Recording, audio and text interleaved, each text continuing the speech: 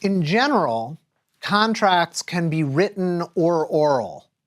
Sometimes people have this idea that if you don't write something down, it doesn't count as a contract. Usually that's actually not true. So if two parties agree to something orally and there's consideration or there's detrimental reliance on a promise, that's perfectly fine and it is totally enforceable. Sometimes there's a difficulty of proof as to whether the two parties actually said the thing. But assuming that you can prove that both parties said what they said, there's no problem in enforcing that as a contract.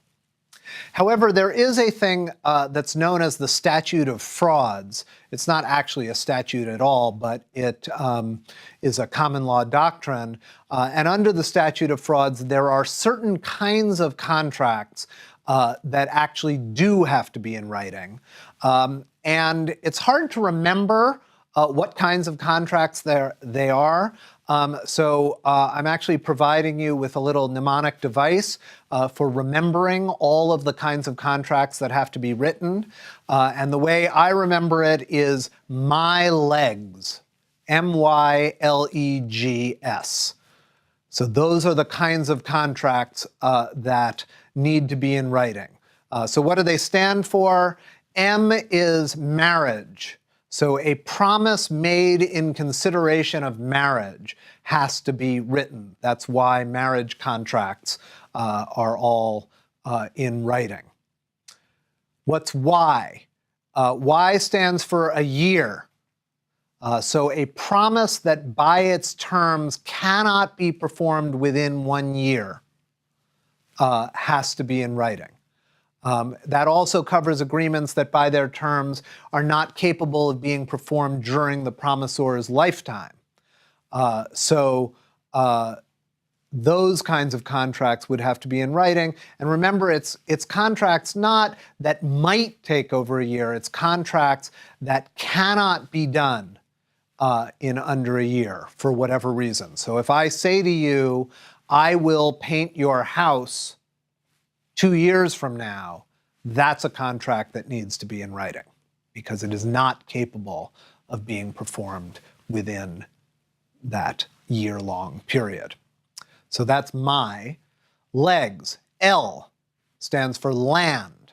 So a promise for the sale of land or creating an interest in land, which means a lease, an easement, mortgages, security interests in land, things like that, all have to be in writing. E. E stands for executor.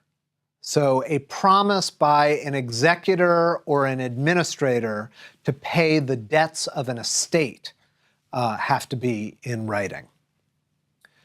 G stands for goods for the price of $500 or more. So any contract for the sale of goods over $500 also has to be in writing. And S stands for surety. So a promise to pay the debt of another is a surety promise. If I say that I'm going to cover somebody's debt, let's say my child wants to rent an apartment and the person won't rent to the child without me making a promise that I will cover my child's debt, that's a surety promise, and that also has to be in writing. So under the Statute of Frauds, those types of contracts need to be in writing, but beyond that, in general, oral contracts are perfectly fine. There are a couple of exceptions to the Statute of Frauds. So if the obligee admits in a pleading or testimony or in court that the contract was actually made, then it no longer has to have been in writing. Because the point of the Statute of Frauds is that for these kinds of contracts, we want proof that a real contract was made. But if the other party is willing to say, yeah, there was a contract made, then that's okay. It's really only that we want to make sure that a real contract was formed. And also, if I actually perform my side of the contract and you accept, then the fact that it wasn't in writing doesn't really matter. Now, of course, if I orally make a promise, which was required under the Statute of Frauds to be in writing, and you rely on it, then there might be promissory estoppel, but there wouldn't be a full contract.